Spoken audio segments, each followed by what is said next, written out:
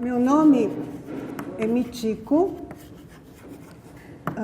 eu sou japonesa, eu vim para cá com 8 anos de idade. Michiko, só que escreve o quê?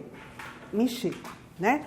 Toda transcrição ou toda tradução é sempre uma traição, né? Então, a gente transmitir alguma coisa, traduzir alguma coisa de uma cultura para outra, sempre a gente acaba traindo. Porque nunca uma coisa é equivalente, a gente consegue explicar de uma maneira condizente algo, e principalmente algo que seja estético.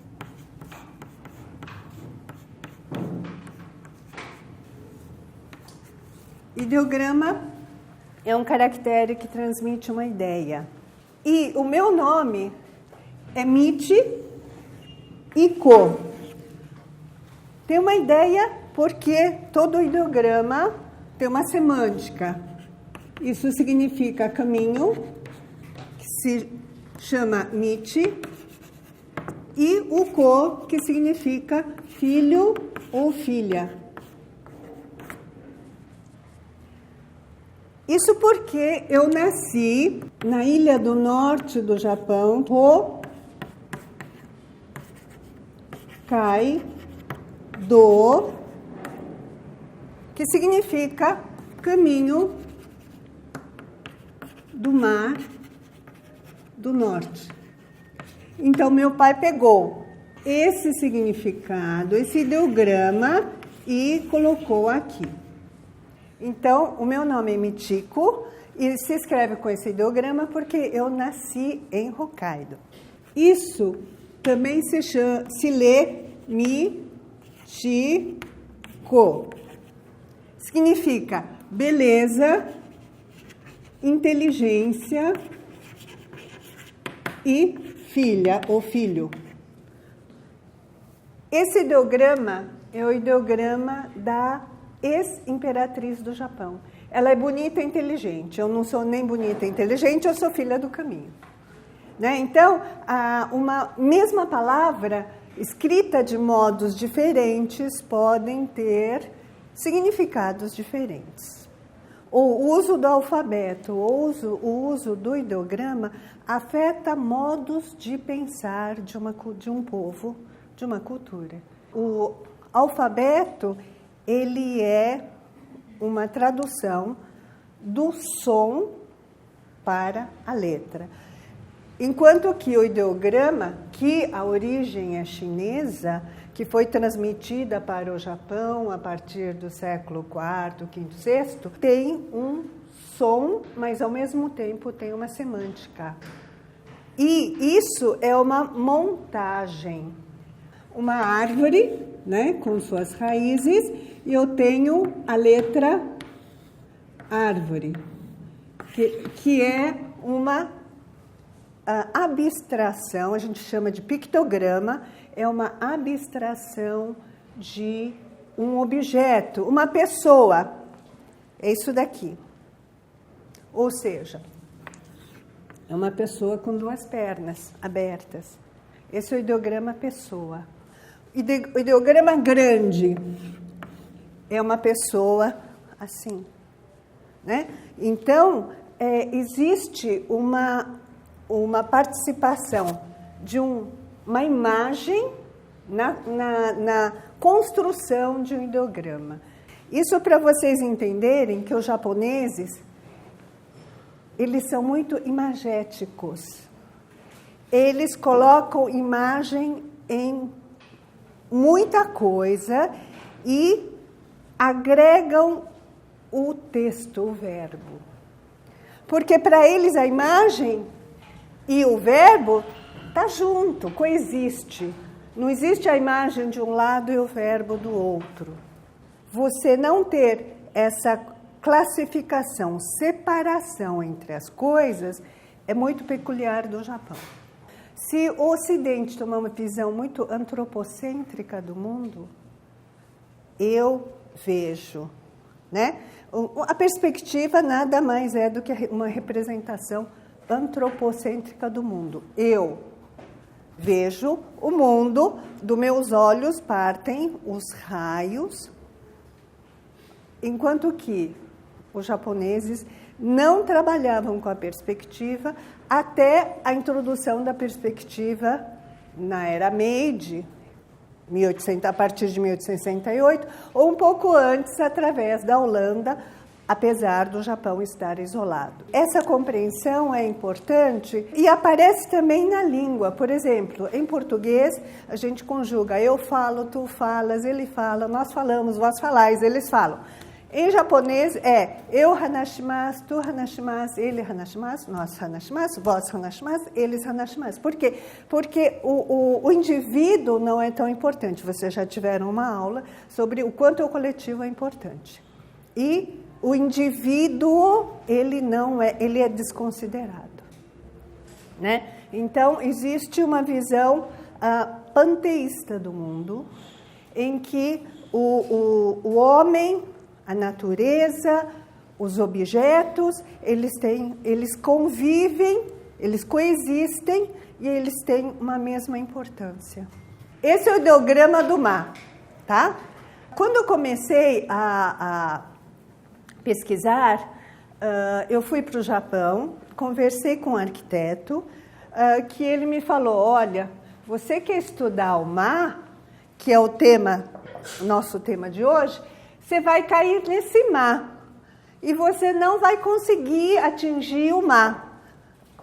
Por quê? Existem os ideogramas, a gente tem vários homófonos. O que são homófonos? São caracteres que têm o mesmo som, né? Então, é Ma e Ma e Ma. Aí ele fez uma brincadeira, mas ele disse, bom, se você quiser pesquisar isso, que é o que eu quero pesquisar, que eu pesquisei, você vai cair nesse Ma, que significa diabo, demônio.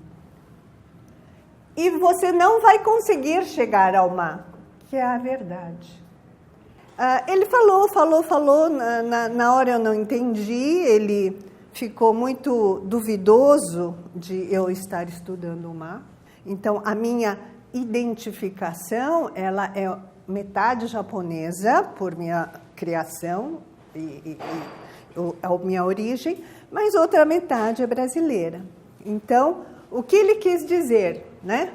É que, olha, se eu enxergar com uma lente ocidental, que eu não vou conseguir chegar eu vou estar demonizada, eu não vou conseguir chegar à verdade. Existe uma tendência muito grande de traduzir algumas coisas japonesas que são quase intraduzíveis e tentar explicar verbalmente, através da lógica, o que é uma coisa.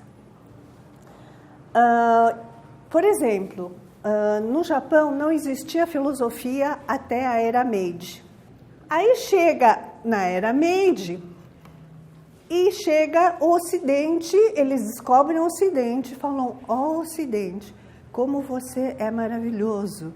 E aí eles começam a apropriar, absorver os elementos ocidentais.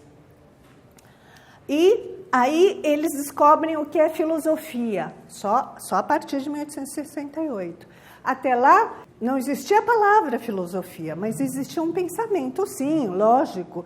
Existia um pensamento que era relacionado com a religião, que era relacionado com a mitologia.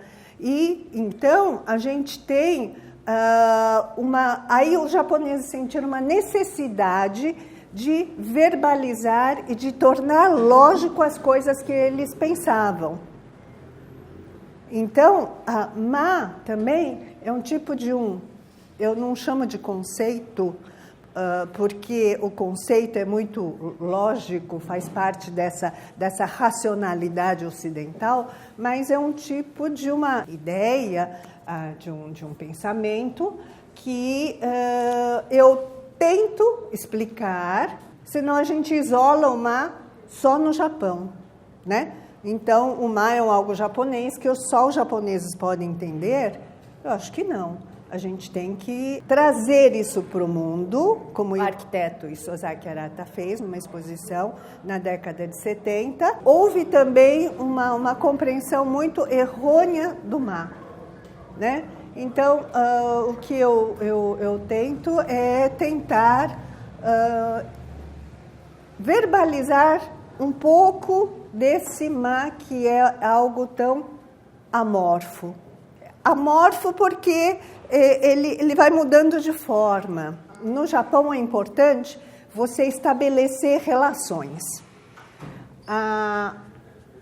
Por exemplo, esse ideograma, que é pessoa, na China só se escrevia pessoa assim. No Japão, escreve assim, que se lê ninguém.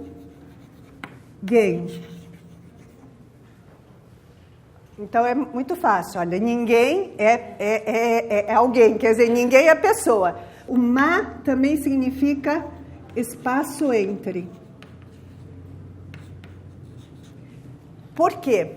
Para o ser humano, o que é importante não é o indivíduo para o japonês, mas o espaço entre, quer dizer, a relação que eu estabeleço com o outro. Porque o ser humano se faz através da relação com o outro.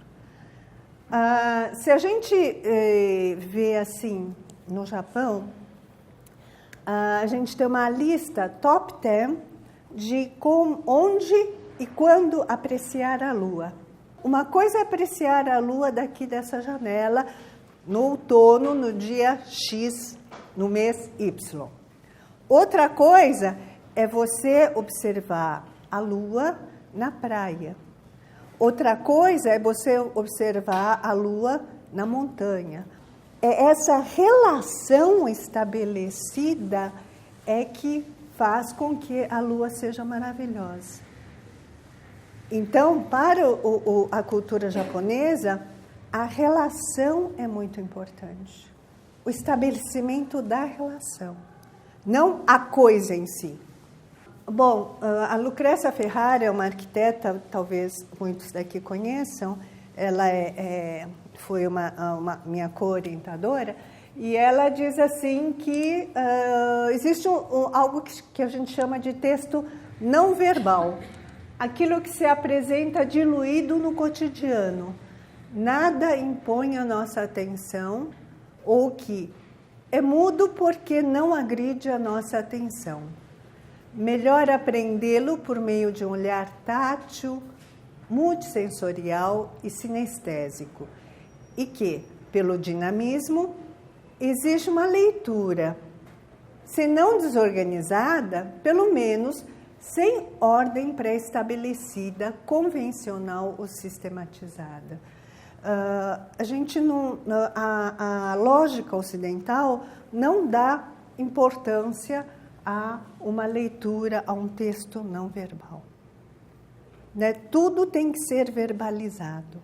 Melhor aprendê-lo por meio de um olhar tátil, multissensorial e sinestésico. Eu acho isso muito importante quando vocês vão para o Japão. É vocês deixarem os poros abertos para vocês terem essa multissensorialidade. Em vez de explicar as coisas, os japoneses sugerem as coisas. A perspectiva é uma técnica que mostra a paisagem de uma maneira muito clara. Olha, é isso. Você dá uma olhada, você entende a imagem. Uma pintura Sumier, por exemplo, que é de uma tinta nanquim, entre aspas, você vai ver, você vai dizer, nossa, o que será aquilo? Você chega perto, você enxerga uma canoa, um tracinho e uma bolinha, isso é uma canoa. O branco, o que será esse branco? Você vai complementando a comunicação através da sua imaginação. Então, é muito diferente de uma coisa dada. Mas, para quem é professor, também sabe que quando a gente dá aula, eu acho que a aula ideal é aquela coisa que a gente dá algumas sugestões para o aluno ficar pensando e desenvolver e ele ter vontade de complementar aquelas informações através da pesquisa. Essa multissensorialidade está, por exemplo, na capacidade de todos os japoneses fazerem a poesia, escreverem a poesia haikai. Por quê? Porque é aquela coisa de você ver uma plantinha nascendo nesse frio e você fala, nossa, e você faz uma poesia porque você se viu impressionada, tocada por uma plantinha crescer nesse frio que está aí fora. Quer dizer, é uma sensibilidade, a gente, para fazer haikai, ou qualquer poesia, a gente precisa desenvolver uma sensibilidade. Então, ele é uma composição ideogrâmica desse ideograma que é portal e desse ideograma que significa sol. O sol que a gente entrevê através por meio de um portal. Então, vocês imaginem um portal, um portão, e lá no fundo um sol, né? Então você está vendo por intermediação por meio de uma fronteira, um portão e depois o sol. Primeiro, como possibilidade. Eu estudei semiótica e eu acho interessante a semiótica, principalmente a semiótica persiana. Ele divide o mundo em 3 categorias. O terceiro é o universo mental, é o universo da lei dos homens. Então, por exemplo, se a gente vê um sinal vermelho, a gente vai parar. Por quê? Porque existe uma lei social que diz que no sinal vermelho a gente tem que parar. O segundo é a categoria do existente. Então, na hora que eu quero passar, eu não consigo passar para lá porque existe uma lousa que me impede de passar. O primeiro é apenas uma qualidade de sentimento, é algo que a gente não consegue verbalizar. Então, eles dizem, por exemplo, um sentimento, amor. Na verdade, eu acho que as coisas mais importantes na nossa vida a gente não consegue verbalizar. Né? Orgasmo. Como verbalizar um orgasmo? Nessa categoria do primeiro, a gente diz que tudo é uma possibilidade, é o mundo da possibilidade que os ocidentais não levam em conta. É um pré-existente, quer dizer, é algo que ainda está pré-existindo. Sabe aquela coisa que fica aqui e você não sabe ainda mais o que é até ele se tornar existente? Esse estado que é o estado da primeira idade e o má existe como possibilidade. Então, o má como possibilidade existe como uma potência, né? Ele não se tornou ainda existente, mas existe como uma potência, como uma possibilidade, como um pacote de energia que está para se tornar existente.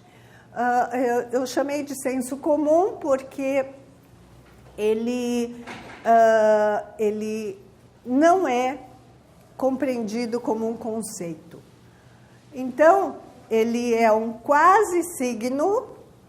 Na semiótica, signo é tudo que quer dizer alguma coisa, né? Mas ele não quer ainda, ele está querendo dizer alguma coisa, mas ainda não se tornou existente para querer dizer alguma coisa. Primeira idade persiana, estado de consciência de experienciar uma mera qualidade, uma experiência imediata. Aqui é o santuário de Ise, em que você tem um território demarcado por uma corda com uns papéis brancos recortados que significa que o lugar é sagrado. Porque o Deus, no shintoísmo, porque vocês sabem que existem templos, que é budista, e santuários, que são shintoístas, né? E que o templo, o budismo, é algo que é uma religião importada da China e, portanto, racional, mas o shintoísmo é o animismo japonês, é a religião que é originária do Japão. E no shintoísmo, nesse santuário, e no shintoísmo existem múltiplos deuses que estão ali, flutuando. A morada deles é a montanha, né? E eles descem nos elementos da natureza, eles se alojam nos elementos da natureza. Portanto, a árvore é divina, pode ser divina, uma cachoeira. Por que a montanha Fuji é tão sublime? Porque é também a morada dos deuses, né?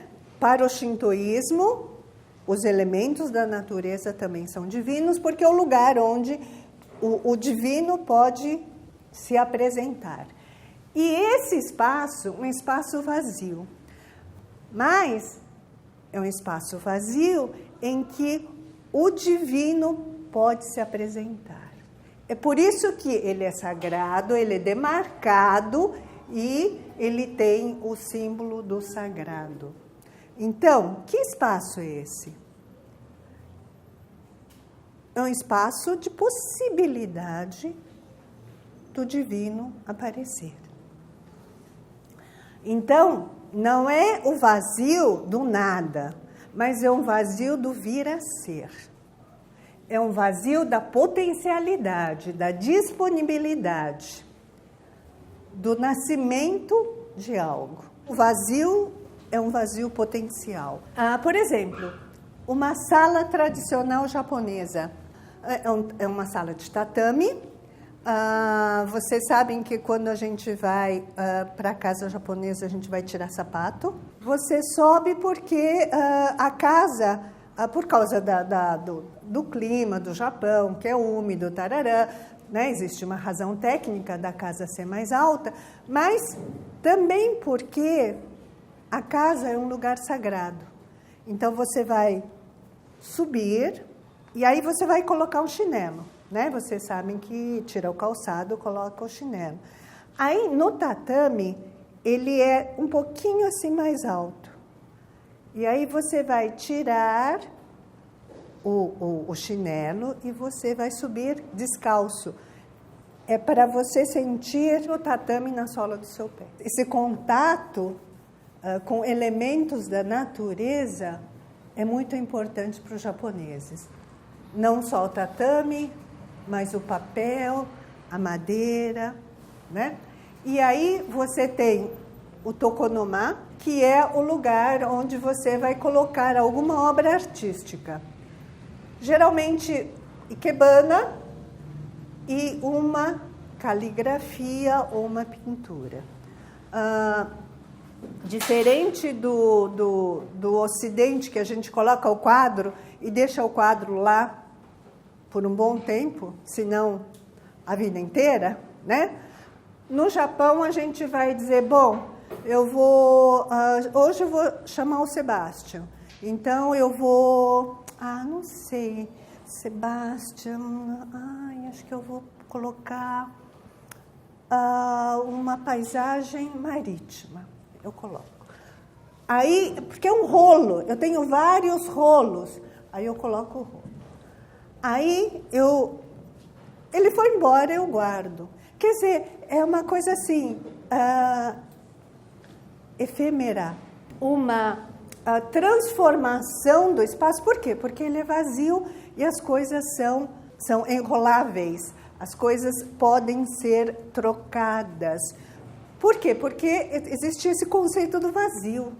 Se é vazio, eu posso colocar o que eu quero. Se eu defino aqui, bom, se eu coloco uma cama aqui, só pode ser dormitório.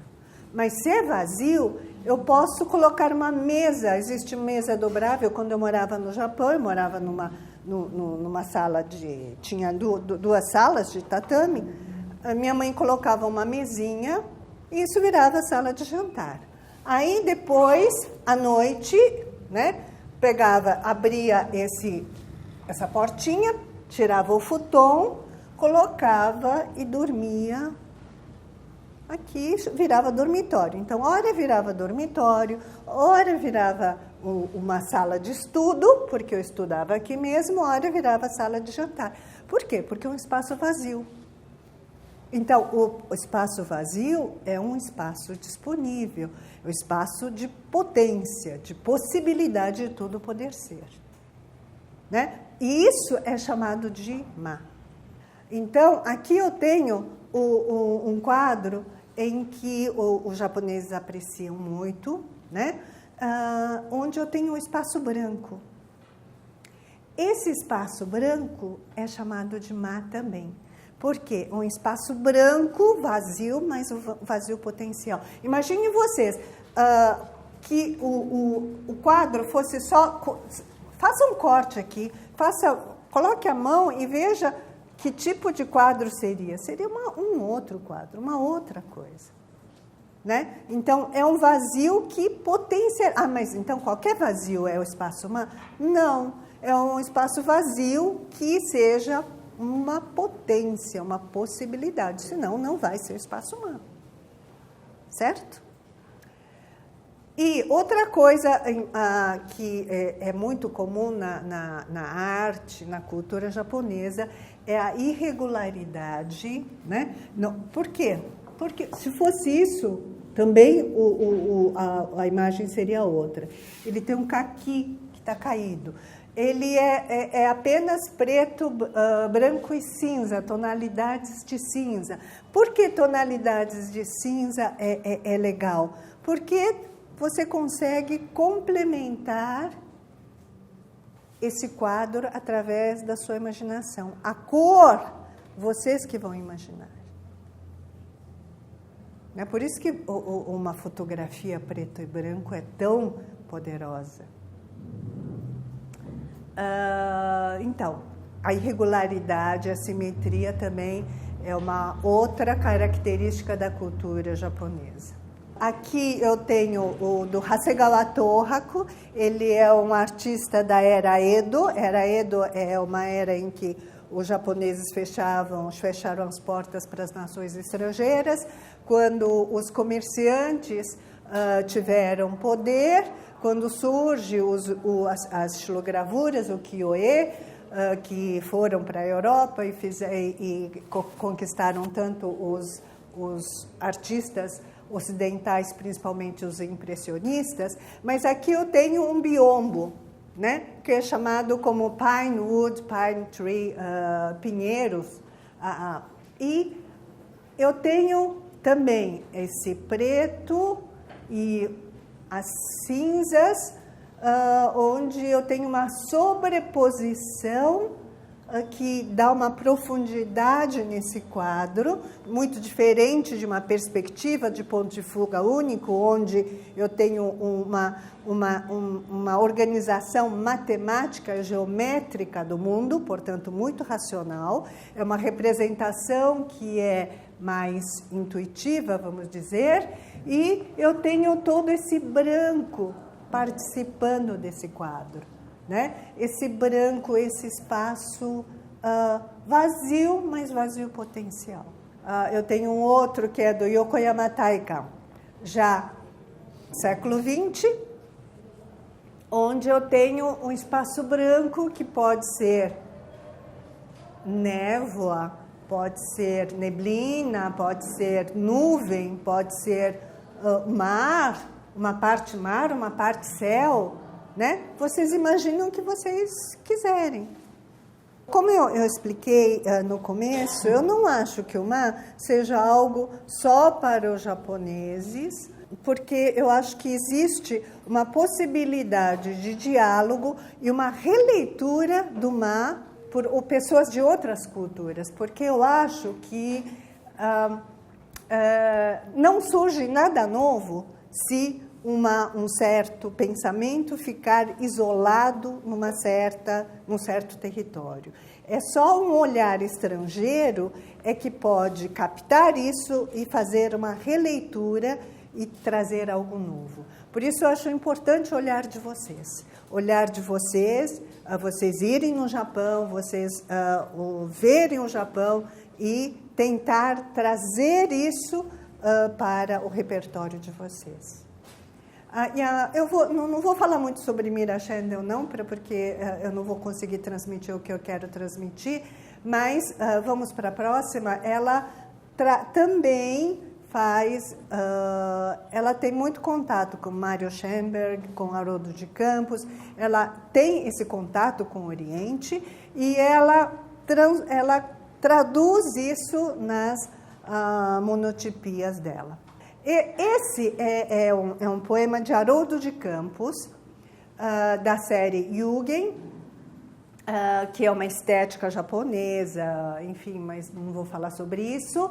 E o Akari, é aquele ideograma que eu falei, que é uma montagem entre sol e luz, que significa claridade, né? Akari, rubi total, ponta de luz.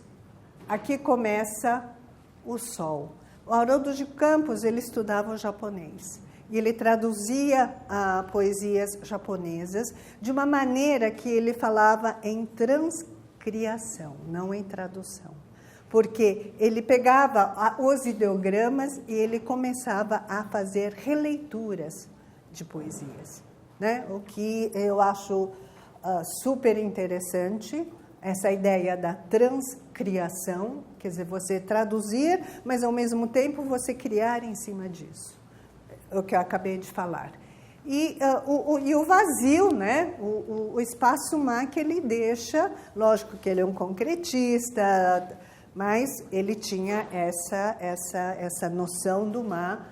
É a produção que ele fez junto com Tomio Otaki, né? O desenho é da Tomio Otaki, e aí ele escreve a poesia aqui. Então, eu vou para o segundo. Então, o má é uma possibilidade, uma potência. E quando ele se manifesta nesse mundo existencial, ele se manifesta como vazio, primeira opção.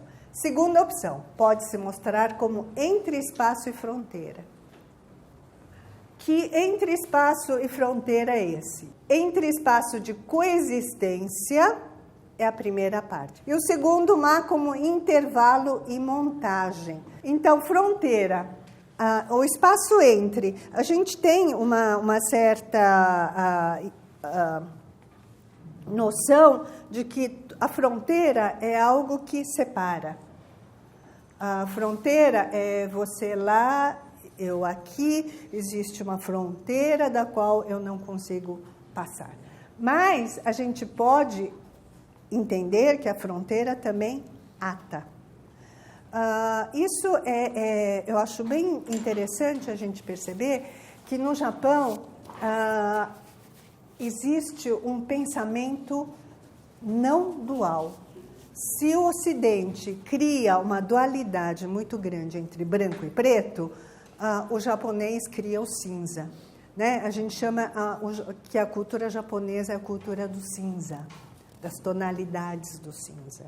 Ou seja, não existe essa visão opositiva, o salgado e o doce. Vocês sabem que no Japão, nas coisas salgadas, eles colocam um pouco de açúcar para poder otimizar o sal. E no doce, eles colocam uma pitadinha de sal para reforçar o adocicado. Então, existe uma coexistência e não essa separação abrupta entre o que é salgado, o que é doce, o que é bem, o que é mal, né? O corpo e a mente, né? Veja a medicina oriental. Bom, não vou entrar em detalhes, mas por isso a fronteira pode ser entendida como algo que ata também. E, nesse sentido, é importante a gente entender esse espaço entre... No Brasil, a gente fala, oi, tudo bem, como vai você? Existe esse toque, né? No Japão, a gente não toca as pessoas. Existe uma coisa mais privada, a gente não toca. A gente chega perto e deixa um espaço entre a gente... Abaixa a cabeça. Vocês sabem que abaixar a cabeça é um ato de você oferecer a sua cabeça para que o outro dê uma facada, espadada. Que você está oferecendo a sua fronte. Isso quer dizer, eu estou confiando em você e abaixa a cabeça. Quanto mais a posição hierárquica o outro ocupar, eu mais abaixo a cabeça. Quando eu encontro com um amigo, konnichiwa. É assim. Mas quando o diretor, porque isso é esse entre-espaço que você está criando com o outro. Né? Não é direto. Oi, tudo bem? Não é isso. Se eu entender esse espaço de coexistência, eu posso dizer sobre a coexistência entre interno e externo, público, privado, e uma ambiguidade de fronteiras. Por quê? Porque, como eu falei, essa dualidade não tem... não é preto e branco, existe o cinza. Né? Por isso existe uma ambiguidade de fronteiras. Então, por exemplo, esse é o Genkan. Genkan é o lugar onde você tira o sapato para entrar para casa. Né? O Genkan, ele é um espaço interno ou externo? No nível horizontal, eu posso dizer que ele é externo, porque ainda estou com o sapato aqui, certo? Mas no nível vertical, eu posso dizer que é interno, porque existe uma porta aqui que separa o fora e o dentro. Então, ele é um espaço intermediário, intervalar, de fronteira, que é dentro e que também é fora. Aqui é um espaço chamado engawa. Assim, a minha casa, quando eu morava no Japão, tinha esse espacinho aqui. Lá do outro lado tinha o portão da frente, a porta da frente. E quando minha mãe recebia visita na frente da casa. Mas, quando vinha o vizinho, a vizinha, conversar, blá, blá, blá, blá, blá, blá, como não era a visita, ela vinha para esse lugar. E aí, minha mãe servia o chá e ficavam os dois conversando, blá, blá, blá, blá, blá, blá. Ou eu ficava brincando aqui. Né? Mas ele é externo ou interno? Enquanto o nível horizontal, ele é interno, porque o externo está num outro nível, mas ele está separado por uma porta de correr, né? Geralmente de papel, mas também depois tem tem uma porta de madeira para fechar, e ele... Então, é um espaço que é interno, mas também externo. Né? Existe, assim, não precisa excluir ou A ou B. Ele pode ser A e B ao mesmo tempo, por que não? Pode ser doce e salgado ao mesmo tempo. Né? Essa nossa mentalidade de separar tudo enciclopedicamente, de que ou é branco ou é preto, não, pode ser cinza, sim, por que não? Né? É um pouco isso, esse é um espaço cinza. O telhado, enquanto ele está protegido pelo telhado, sim, mas ele recebe o vento de fora? Recebe. Enfim, é um espaço intervalar. Esse é um outro espaço, né? Ele pode cercar, rodear a casa. O Ando Tadao, eu acho assim, é uma pessoa, um dos arquitetos mais representativos, não é? Eu acho incrível porque a gente tem o quê? 41, se não me engano, que receberam o prêmio Pritzker, e a gente tem 7 japoneses, arquitetos premiados, né? O Japão é o país que tem o maior número de arquitetos premiados, e o Ando Tadao é um deles. Ele é um autodidata. A primeira casa que ele construiu, Paulo, desculpa, eu vou utilizar isso. Ele construiu 2 blocos e o espaço entre. E aí, aqui ficava a cozinha, o banheiro, o dormitório, sei lá, e tem um segundo andar, e tem uma passarela aqui no segundo andar. E os moradores reclamaram, pô, mas no dia que chove, para eu ir para o banheiro, eu tenho que atravessar, eu tenho que pegar uma guarda-chuva ou subir para o segundo andar, não sei o quê. Ele falou, mas olha, você tem que estar em contato com a natureza, meu. Ele não falou meu, mas você tem que estar em contato com a natureza. Isso é primordial para você estar vivendo, né? Essa foi a primeira casa que ele fez. Bom, então, eu acho que essa relação com a natureza, ele sempre coloca no seu projeto. Esse, por exemplo, é o Museu Santori em Osaka. É tão gostoso, lógico, não é só no Japão, não é só no Tadao, mas a gente vê obras, de repente, depois de ver tantas obras de arte, parece que o nosso olho fica meio naturalizado, a gente já não consegue enxergar mais, não é? Aí a gente vai, de repente tem um espaço que você consegue ver o mar, né? É um espaço que você entra em contato com a natureza. É um espaço que você sai do espaço do museu e você tem um espaço que você entra em contato com a parte de fora. Ele incorpora esse tipo de espaço. Esse é o Museu Santori, né? Eu estava lá em cima, filmei, tirei foto lá de cima. Esse é o Taniguchi Yoshio, que vocês devem conhecer a reforma do MoMA de Nova York, né? E ele, então, coloca umas cadeiras aqui que é para as pessoas estarem nesse espaço entre. Ele é dentro ou fora? Ele é um espaço intermediário, esse espaço aqui. Esse também é um outro museu em Nariwa. Também existe esse espaço de você, entre espaço, que você entra em contato com a natureza. Aqui aí também é do Taniguchi. Eu tenho esse espaço, que é um museu de Genichiro Inokuma, é museu de um artista só, mas você tem uma vitrine na frente, um espaço que é museu, mas não é museu, né? Um espaço porque a porta do museu está lá, mas você já está vendo a obra do artista. Esse é o MoMA de Nova York, ele também colocou esse espaço né? Então ele incorpora isso lá no Museu de Arte Moderna de Nova York.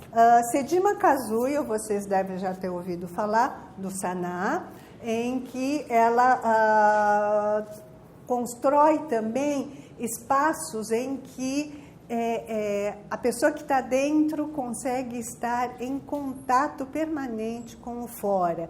Quer dizer, é uma sensação de estar dentro, mas estar visualmente participando do fora também. Esse é o Serpentine Gallery de Londres. Aliás, muitos arquitetos japoneses já fizeram esse ano. Quem está fazendo é o Junya Ishigami, o Sanaa já fez, o Ito Toyo já fez. Que eu acho assim, quando eu vejo isso, eu lembro muito do Parque Ibirapuera, do Marquise do Parque Ibirapuera. Quer dizer, esse espaço que é interno, ao mesmo tempo externo, também existe. Só que a gente não tem essa ideia desse espaço intermediário, desse espaço, dessa coexistência entre o interno e o externo, que também existe aqui no Brasil. Esse é o Museu do Século XXI, esse espaço entre que ela cria, né, com essa transparência, é um projeto feito em parceria do Saná com a Yuko Hasegawa, que é a curadora, que era curadora desse museu, que foi curadora da Bienal, da 32ª, se não me engano, Bienal Internacional de São Paulo. E o que eu acho interessante é assim, esse trabalho conjunto, né? Essa coexistência entre curadora e arquitetos.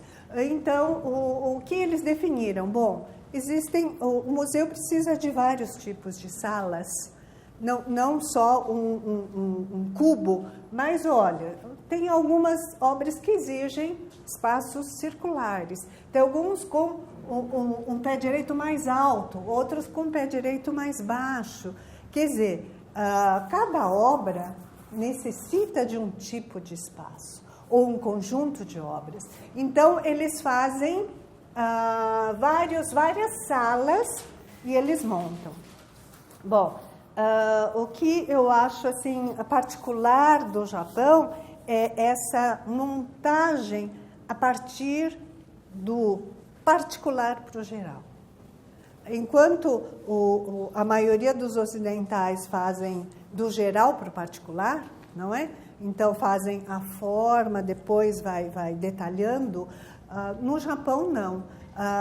Como o tatame é um módulo de mais ou menos 90 por 1,80, se você vai projetar uma sala, você vai ter que primeiro pensar no tatame.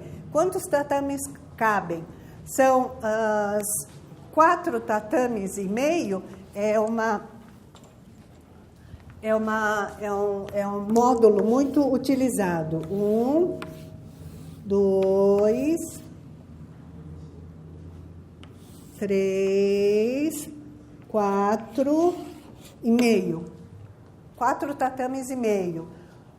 Então, você vai ter que pensar nisso e dizer, bom, essa sala vai ter 2,70 por 2,70. Então, você tem que começar a partir do particular e depois para construir o geral. Esse processo foi utilizado aqui. Primeiro as salas, depois montou-se o conjunto. A transparência, né, essa indistinção de fronteiras entre o dentro e o fora, aqui também. Esse é o Saná New Museum of Contemporary Art em Nova York. Existe um lugar onde você consegue ver a paisagem, quer dizer,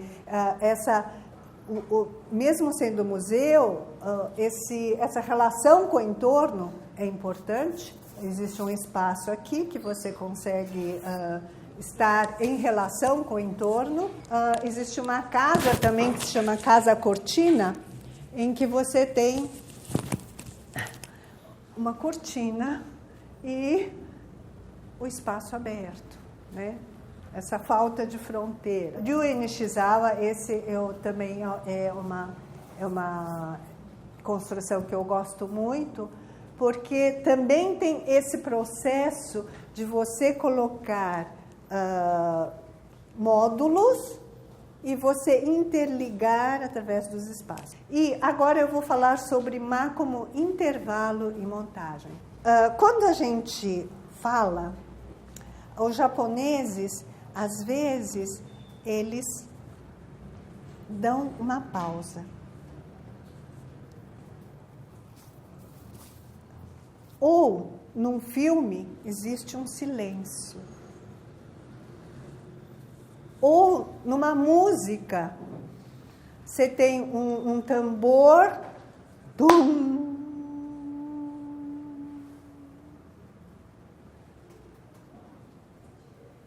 aí entra outra nota. Esse é um silêncio. Ou uma dança, não sei, dança kabuki, por exemplo. Vocês sabem que existem 2 tipos de dança: teatro tradicional, teatro-dança, porque no Japão o teatro-dança coexiste, né? Não é teatro de um lado, dança do outro, é teatro-dança. E tem o teatro no, que é tradicional japonês, que usa uma máscara, encenado apenas por homens. É bem lento, para quem está desavisado vai dormir durante o espetáculo. E vocês têm o teatro kabuki. O kabuki já é mais vistoso, tem uma maquiagem, tem um figurino, e eles dançam muito, dançam e cantam, tem uma narrativa. Hoje tem um kabuki super moderno, que o ator, através de um cabo de aço, flutua no ar, etc, etc. Bom, aí também encenado só por homens. Aí eles fazem uma dança, de repente eles fazem... E ele para. Na hora que ele para, o público grita o nome da escola. Harimaya! Depois ele continua a ação. O que é essa parada? Se chama mie, mas é o momento de não ação. E diz que o momento de não ação é o momento que deve internamente se movimentar mais ainda para que o público consiga, para que você consiga comunicar com o público. Então, o ator, ele tem que se movimentar intensamente, ficar parado, mas movimentar intensamente, energicamente por dentro para se estabelecer essa comunicação. E essa comunicação, na verdade, é uma comunicação coparticipativa. Por quê? É nesse momento que o público... Porque tem que ter o momento certo para o público gritar o nome da escola. É como bater palmas, mas em vez de bater palmas, você vai gritar o nome da escola ou da família a qual esse ator pertence. Né? Então, é um silêncio, é não ação, é pausa, é um espaço intervalar, que faz parte de uma montagem, né? Você vai parar, mas aí logo depois você vai começar a encenação. Organiza-se na sua construtibilidade passageira e se faz na montagem com o meio, né? Essa relação que eu falei, que é super importante para os japoneses, ela só se monta através dessa relação. Existe o Kukan, Jikan, esse é o Ma, né? O mesmo ideograma. Kukan quer dizer vazio, mais o Ma, que significa espaço. O Jikan significa tempo, mais Ma, que significa tempo. O que o arquiteto Arata Isozaki, que ganhou o último prêmio Pritzker, ele diz assim que no Japão o espaço e o tempo, eles não são apartados. É um espaço-tempo. Então, quando a gente pensa Ma como passagem, a gente pensa como uma montagem adaptativa e como uma coexistência de tempo e espaço. O Arata Isozaki fez uma exposição em 1978, é uma exposição que foi realizada em Paris, depois rodou alguns países, algumas cidades, como Paris, Helsinki, etc. E ele diz que a compreensão do tempo é distinta no Ocidente e no Japão. E que no Ocidente o tempo e o espaço são absolutos, homogêneos e infinitos. Enquanto que no Japão são moventes, criando uma relação entre si em permanente estado de interdependência, emaranhados de maneira indissolúvel. O que quer dizer isso? Isso é um jardim. Existem 3 tipos de jardim no Japão. Existem jardim de passeio, sempre existe um lago, algumas casas, as árvores, pontes, você vai atravessar a ponte, você vai subir uma colina, na hora que você sobe, você se impressiona com uma paisagem que você nunca imaginou ver. Tem um jardim de contemplação que vocês provavelmente devem ir, no Ryoanji, né? Sim. Que você senta, contempla. E esse é o Jardim Ruela. O que é o Jardim Ruela? É um jardim menos conhecido, que é um jardim de cerimônia do chá. Então, existe lá, naquela cortina, a sala de cerimônia do chá. Eu entro aqui, eu primeiro sento, tem um banquinho, sento e espero o anfitrião chegar. Quando o anfitrião chegar, eu levanto e vou caminhando. É um jardim ruela que você vai passando por cima das pedras. Às vezes tem outro lugar de espera para esperar o anfitrião, mas enfim, você vai caminhando.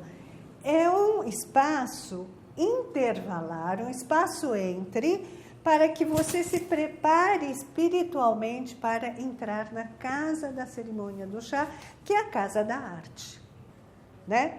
Existe um processo, quer dizer, essa importância do processo.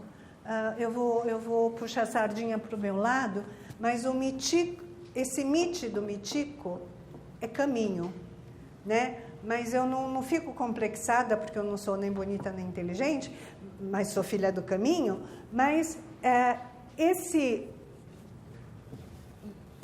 Hokkaido, o do é o do... Que palavras vocês conhecem que tem o do? Judô, Aikido, né? Judô é o caminho da flexibilidade. Aikido é o caminho de encontro da energia Ki. Aikido. E o Kado é o Ikebana. Sado é cerimônia do chá. Então é o caminho da arte. Né? Por isso que eu fico mais feliz por ter esse ideograma para o meu nome, mas isso porque, eu estou dizendo isso porque o processo, o caminho para os japoneses é tão ou mais importante do que o próprio resultado. Vocês treinam para lutar, mas o treino é que leva ao resultado. O importante é o treino, é o processo pelo qual você passa. Isso, por exemplo, quando a gente vai fazer o sumie, que é a pintura à base de nanquim, o artista, ele pega um bastão, que é sumi, que é nanquim, ele pega um recipiente, que é um recipiente, ele vai colocar pingos de água, ele vai ficar dissolvendo esse bastão, vai fazer isso aqui, ó.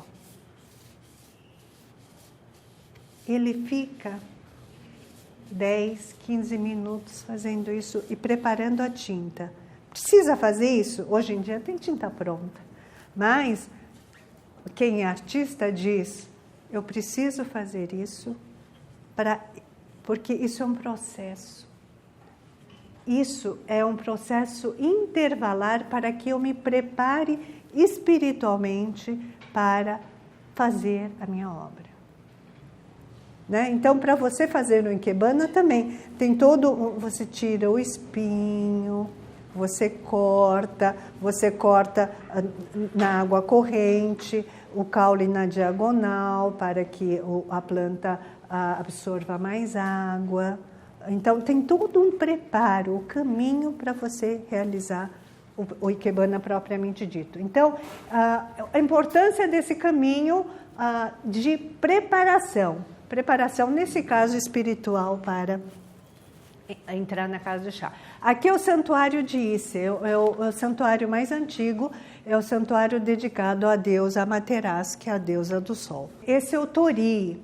Torii é um elemento de fronteira entre o espaço profano e o espaço divino. Né? Agora, o que é o Torii na liberdade? O portal, mas o que significa? O Japão, a cultura japonesa. Quer dizer, a semântica, o significado do portal, que é o espaço fronteiriço, some quando se desloca o Torii do Japão e vem para o Brasil. O Torii só existe no santuário, não existe no templo. É um elemento da religião shintoísta para demarcação de território. E na liberdade, não. Aliás, vocês sabem que o Brasil é o segundo maior país atrás do Japão, que tem o maior número de torii do mundo. O Brasil copiou, principalmente nos 100 anos da imigração japonesa, esses toris em várias cidades. Você vai em Mogi, tem um tori. Você vai não sei onde, tem um tori. Quer dizer, Campos do Jordão tem um tori. Enfim, como se aquilo fosse um símbolo do Japão. Então, tem uma ponte. O que é uma ponte? Ele está ligando dois territórios. É um espaço entre, mas é um espaço entre que divide, mas também que ata, não é? Principalmente no caso de ponte. É um elemento que ata os dois lados do território. Aqui ele tem uma floresta, né, da qual eles tiram a madeira para construir o santuário. E a gente vai andando, e é uma caminhada sinestésica, porque você sente aquele aroma da floresta. Quando você está atravessando, já começa atravessando ponte, você ouve o som da água correndo. E aí você vai andando, tem um monte de pedregulhos, então você vai sentindo você vai ouvindo o seu caminhar, né? E você vai caminhando. Tem uma outra ponte, um outro tori dizendo, olha, é mais um espaço intervalar, mais uma fronteira dizendo que eu estou chegando perto do santuário. Aí chega a zona de ablução, né? Em todo santuário existe uma zona de ablução, que é a zona de purificação. Você vai lavar as mãos, a boca, para você ir ao encontro do divino. Aí tem esse santuário que você não vê. Tem um muro, você faz e você vai embora. Isso aqui, ele está oculto. Aliás, existe no Japão uma estética do oculto. Quanto mais oculto, aliás, a estética da sugestão também é uma estética né, que tem a ver com ocultar, porque no Teatro No, por exemplo, o Zeami diz assim, quando você vai encenar, você não pode expressar o 100%, mas só o 70%, porque o 30% você tem que guardar dentro de você tem que segurar. Para que senão você não vai dar oportunidade para o outro complementar. Essa estética do oculto já é diferente, mas você oculta porque isso é sagrado, só o sacerdote e o imperador podem entrar aqui. Então, visualmente, você não vê nada disso. Então, o que é aquele? Para que você andou tanto? Se eu não consigo nem entrar no santuário. Porque o que é importante é o caminho. Então, isso é o espaço maior, um espaço intervalar. A importância de um espaço intervalar. Não interessa chegar aqui. Não interessa, é você experienciar essa caminhada de chegada ao divino, de aproximar ao divino. Não necessariamente você precisa entrar na casa. Eu estou em Naoshima, tá? Tadao Ando. Lá embaixo existe o Museu de Arte Contemporânea de Naoshima. Esse é um hotel que é assim, para poucos, carésimo, e existem poucos quartos, 7, 8, alguma coisa assim. E aí, quando eu cheguei no Museu de Arte Contemporânea, lá embaixo, tem esse monotrilho. Aí, cheguei, você espera um monte, porque ele demora muito. Você fala, nossa, como é que eu ando com essa tecnologia toda no Japão, pega o monotrilho que anda tão devagar. Aí, o monotrilho chega, você entra, né? Aí, ele tem, é um banco que tem um certo balanço. Você senta de frente para o museu. Você vai de costas você vai subindo, você vai de costas para o hotel. Você fala, nossa, que esquisito, vou sentar, né? Vou de costas para o lugar onde eu estou indo. Aí ele vai subindo, e a cadeira vai se adequando ao aclive. Aí, de repente, você começa a enxergar o mar. Aí você entende tudo. Te dá um arrepio, porque você fala, nossa, ele projetou isso lentamente, justamente para você poder curtir essa paisagem, né? Ter esse espaço-tempo de preparação espiritual até, para chegar até lá em cima. Essa importância desse caminho. Até que chega aqui. E aí você encontra isso daqui. Esses são os quartos, né? Aqui tem 1, 2, 3, 4, 5 e tem mais alguns só. E aí você vê, tem umas cachoeiras, não sei o quê, e você vê esse espelho d'água, que também acho maravilhoso vocês perceberem que o Ando Tadao, ele enquadra muito a natureza. Você vê o céu enquadrado. Se você ficar olhando isso, e se tiver nuvem, você vai ver uma pintura maravilhosa da natureza na sua frente. Porque uma coisa é você ver o céu, outra coisa é você ver o céu emoldurado. E você vai ver o céu refletido aqui no espelho, né? Então você vai ter a participação da natureza dentro desse conjunto. Aqui é o quarto, é muito simples, não é nada luxuoso, né? Você tem cama, você tem mas você tem essa porta de vidro que você abre, a metade do quarto você fica em contato com a natureza, porque desse lado fica o mar. É isso daqui. Então, existe esse espaço entre, né? E existe também, se você abrir a porta, você vai ter uma presença muito grande da natureza dentro. Essa fronteira entre dentro e fora, ele se apaga. Aqui também é o outro museu dele, não em Naoshima, em Nariwa. Aqui também, a frente é desse lado. A gente tem que dar a volta e a gente tem que subir toda essa rampa para entrar lá no museu. Aí você diz, por que ele faz a gente andar tanto? Mas é porque é esse caminho intervalar que ele está propondo. Em todas as arquiteturas dele, na maioria das arquiteturas dele, ele propõe esse espaço má para chegar ao lugar.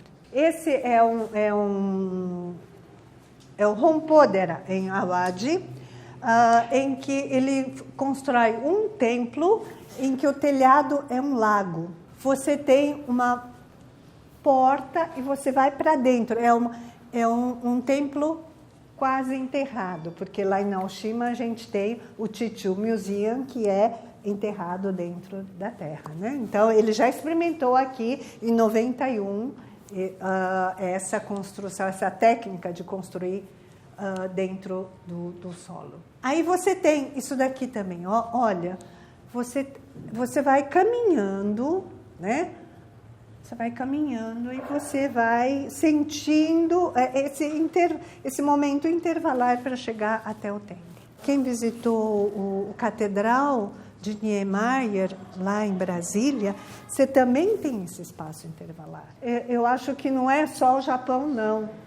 É porque a gente não tem esse tipo de pensar o espaço intermediário. Esse é o Chichu Museum, né? Museu de Arte Chichu, de 2004. Ele é um exímio arquiteto que cria luz e sombra. Ele joga muito bem, ele utiliza muito bem a luz e a sombra, e o concreto que ele usa dá vontade assim de você passar a mão, porque tem um acabamento tão perfeito, tão liso, né? O que eu acho interessante, que ele deixa o vestígio do processo. Ele deixa o vestígio desse caminho aqui.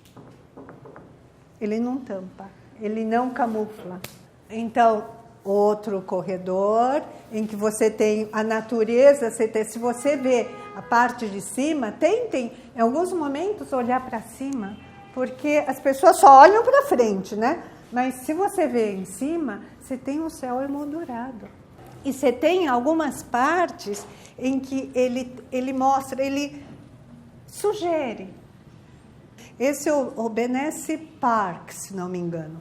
Aquela fotografia era desse lado. Eu venho caminhando aqui, de repente eu descubro, aquela graminha era esse espaço.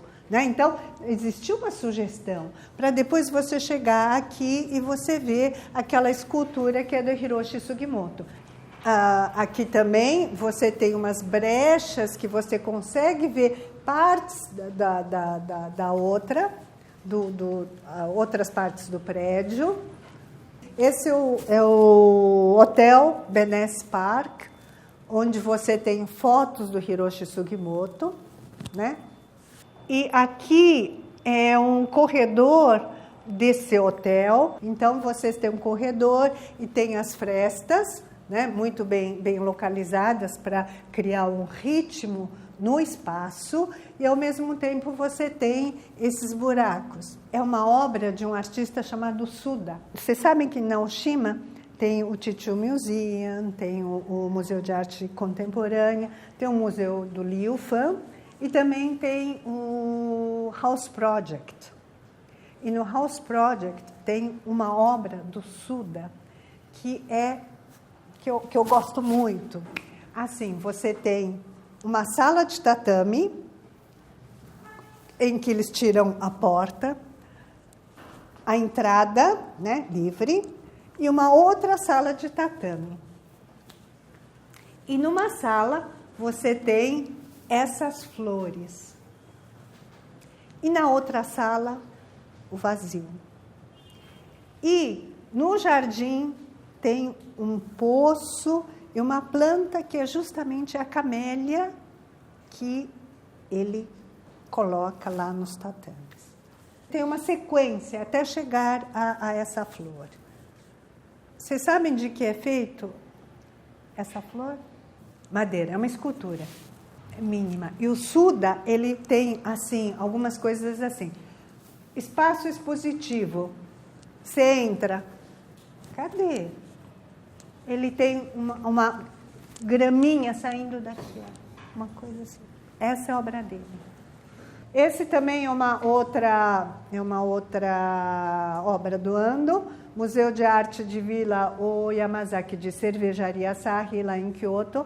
É uma casa ocidentalizada que foi construído pelo dono da Cervejaria Asahi, e aí ele transformou a casa dele em museu. Depois de transformar em museu, ele pediu para o Ando fazer esse anexo, que é um corredorzão, né?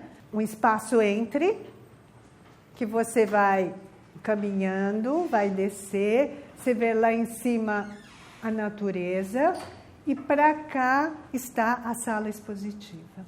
Então, também essa intenção de ele construir um espaço entre. O que eu gostaria de transmitir para vocês, que vocês abram os poros de sensibilidade, porque eu dou aula de História da Arte da Ásia na Unifesp, Universidade Federal de São Paulo.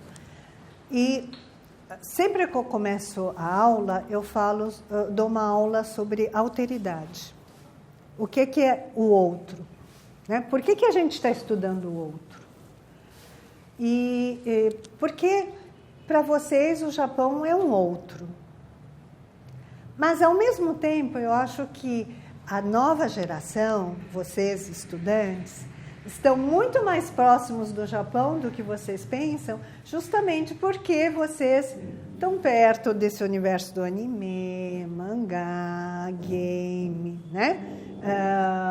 Algumas palavras vocês conhecem por causa dessas mídias. O Japão, ele tem o lado muito né? Tradicional. Tem um lado muito da estética do mínimo essencial, tem um lado muito da estética wabi-sabi, mas, por outro lado, a gente tem que ver que existe o outro lado também. Existe o Japão do decorativo, existe o Japão que a gente chama de Basara, a estética Basara. Porque o estrangeiro, o Ocidente, ele valorizou muito o lado da estética do mínimo essencial, porque era o olhar que interessava ao Ocidente. Mas o Japão é composto por Japão tradicional da estética do mínimo essencial, mas também da estética do decorativo, que leva ao Japão pop. Então, vocês vão ver as lolitas, vocês vão no Santuário Meiji, provavelmente, que fica pertíssimo do Harajuku. Então, você vê o tradicional santuário e você vai ver do outro lado da estação o Harajuku com toda o Japão contemporâneo, né? Então, eu acho que é interessante vocês verem as duas coisas, tentar estar aberto para você perceber as várias coisas, o tradicional, o Japão ocidentalizado e o contemporâneo. E esse deslocamento é ocidentalizado? Sim, mas não é um ocidente, é um ocidente japonesado. Que ocidente japonesado é esse? E essa questão da visualidade, vocês vão ver que nos restaurantes vocês vão ter prato de plástico dentro da vitrine. Por quê? Por causa dessa questão da imagem, da importância da imagem para os japoneses. Para vocês entenderem, quando os chineses trouxeram sutra para o Japão, os japoneses é que colocaram a imagem no sutra, porque para os japoneses era importante ter a imagem. Então, essa questão da coexistência do verbo e da imagem, o emakimono, a pintura em rolo que você tem, a pintura é a imagem junto, que dá origem também ao mangá, né? É importante vocês perceberem essa coexistência, esse pensamento não dual. Ao mesmo tempo, o pensamento dual ocidental entrando no Japão. Essa questão do wabi-sabi, que é a questão de a gente valorizar o vestígio do tempo nos objetos, o rústico, mas que o Japão, cada vez mais capitalista, está cada vez mais descartável.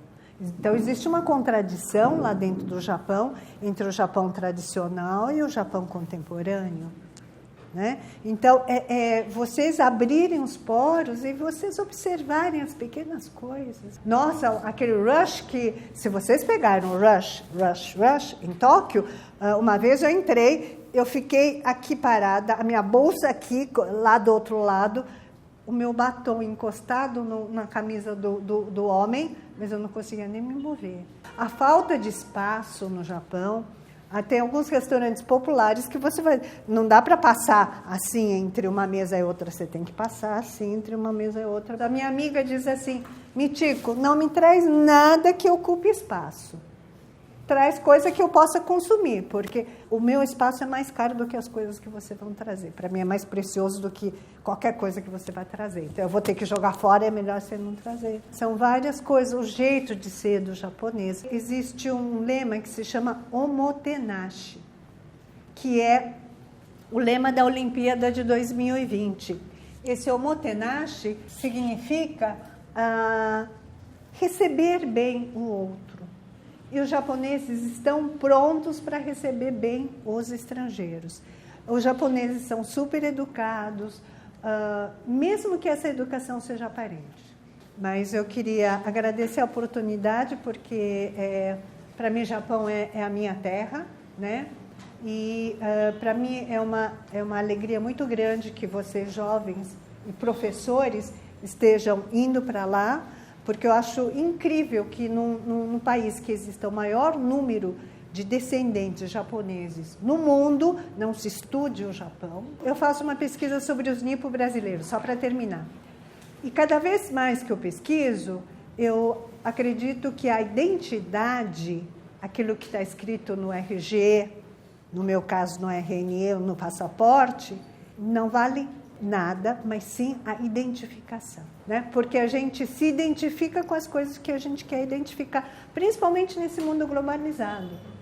E a gente vai se identificando, a gente vai somando.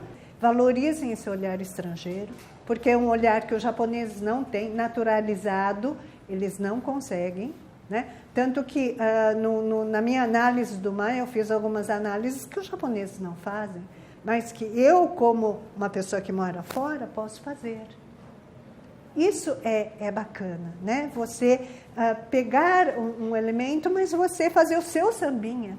Eu convido vocês a fazerem o sambinha de vocês a partir dessa viagem. Uma boa viagem para todos vocês.